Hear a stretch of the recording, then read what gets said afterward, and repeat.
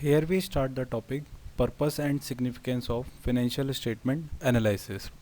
Financial analysis serves the following purposes and brings out the significance of such analysis. So, the first point is assessing the earning capacity. On the basis of financial analysis, the earning capacity of an enterprise can be assessed. Mainly हम यहाँ earning को forecast कर सकते हैं because over external users like investors and potential investors जो कि ज़्यादा interested होते हैं हमारी अर्निंग कैपेसिटी को जानने के लिए. Okay, the next point is assessing the managerial efficiency. The financial statement analysis helps to identify the areas where the managers have been efficient and where the managers are inefficient. हम यहाँ managers की performance को assess करते हैं और check करते हैं कि किन एरियाज़ में वो एफिशिएंटली वर्क कर पा रहे हैं और किन एरियाज़ में नहीं. The next point is assessing the short term and long-term solvency of the enterprises. Long-term and short-term solvency of an enterprises can be assessed on the basis of the financial statement analysis. Because short-term solvency को जानने के लिए हमारे creditors और suppliers interested होते हैं और long-term solvencies को जानने के लिए हमारे debenture holders और lenders interested होते हैं. The next point is interfirm comparison. Interfirm comparison becomes easy with the help of financial analysis. It means कि हम अपनी परफॉर्मेंस को असेस कर सकते हैं किसी दूसरी एंटरप्राइजेस के साथ जिसके साथ या तो हम मर्ज होना चाहते हैं या फिर हम फ्यूचर में कुछ बिजनेस करना चाहते हैं. The next point is forecasting and preparing budgets. Mainly हम यहाँ फॉरकास्ट करते हैं नेक्स्ट ईयर का प्रॉफिट और उसके अकॉर्डिंगली हम अपना बजट को प्रिपेयर कर लेते हैं. The next point is easily understandable. We all know financial statements are complicated matter, so we try here कि उनको जितना ईजी कर सकते हैं उतना ईजी कर सकें, उनको ईजिली मैनर में ला सकें with the help of the charts diagram जो कि ईजिली हमें समझ आ सकता है या फिर हम उन्हें समझा सकते हैं. The next topic is parties interested in financial analysis. The first party is management. Financial analysis management को हेल्प करते हैं डिसीजन मेकिंग में, कंट्रोलिंग में, सेल्फ इवेल्युएशन में, ताकि वो ये देख सके कि जो उन्होंने प्लानिंग करी थी क्या उसके अकॉर्डिंगली वो वर्क कर पाए या नहीं. The next party is share holders. Financial analysis share holders को भी काफ़ी हेल्प करता है लाइक प्रॉफिटेबिलिटी में, ग्रोथ पोटेंशियल में और प्रोग्रेस में कि फर्म की प्रॉफिटेबिलिटी इंक्रीज़ हुई है या नहीं हुई है, ग्रोथ कर पा रही है या नहीं कर पा रही है, प्लस वो प्रोग्रेस कर पाएगी या फिर नहीं.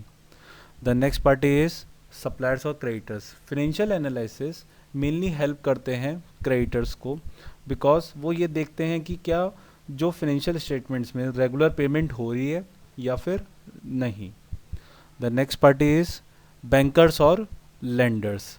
बैंकर्स और लेंडर्स भी इंटरेस्टेड होते हैं फाइनेंशियल स्टेटमेंट्स में और फाइनेंशियल एनालिसिस उनको हेल्प करता है लोन ग्रांट करने में और वो ये भी जज कर पाते हैं कि फर्म की शॉर्ट टर्म और लॉन्ग टर्म सॉल्वेंसी क्या है. The last party is researchers. Financial analysis जो होते हैं वो रिसर्चर्स को काफ़ी हेल्प करते हैं प्रॉफिटेबिलिटी को देखने के लिए, ग्रोथ को देखने के लिए, फ्यूचर प्रोस्पेक्टस क्या है एंटरप्राइजेस का उसको देखने के लिए और डिफरेंट सेगमेंट्स ऑफ कंपनी जो कि अपने अपने सेगमेंट्स की जो कंपनीज हैं उनका एंटरप्राइजेस का क्या रोल आ रहा है ओवरऑल परफॉर्मेंस में. Okay, now the next topic is limitation of financial statement analysis. So the first limitation is historical analysis. Financial analysis is mainly dependent on past and they also does not reflect future. जबकि persons like shareholders, investor जो कि interested होते हैं enterprises की future जानने के लिए. The next point is ignored qualitative aspects. We all know कि financial statements में money matter ज़्यादा consider होता है ना कि qualitative matter. Suppose अगर कोई management अपनी क्वालिटी के एस्पेक्ट से एक प्रोजेक्ट आपको दिलाता है और उस प्रोजेक्ट से फर्म को 100 करोड़ और 200 करोड़ रुपीस का प्रॉफिट होता है तो हम मैनेजमेंट की क्वालिटी को कंसिडर नहीं करते, ओनली हम उस प्रॉफिट को कंसिडर करते हैं. Okay, the next point is suffers from the limitation of financial statement. Financial analysis is totally based on the information given in financial statement. So जब अगर financial statement की information ही correct नहीं होगी तो financial analysis भी correctly हम नहीं कर पाएंगे, तो ये एक उसी की ही limitation बन जाती है. प्लस जो हमारे जब बेसिक डेटा ही रिलायबल नहीं है तो हमारा कंक्लूजन भी करेक्ट नहीं निकलेगा. Okay, the next point is not free from bias. Sometimes accountant makes a choice out of the alternatives available.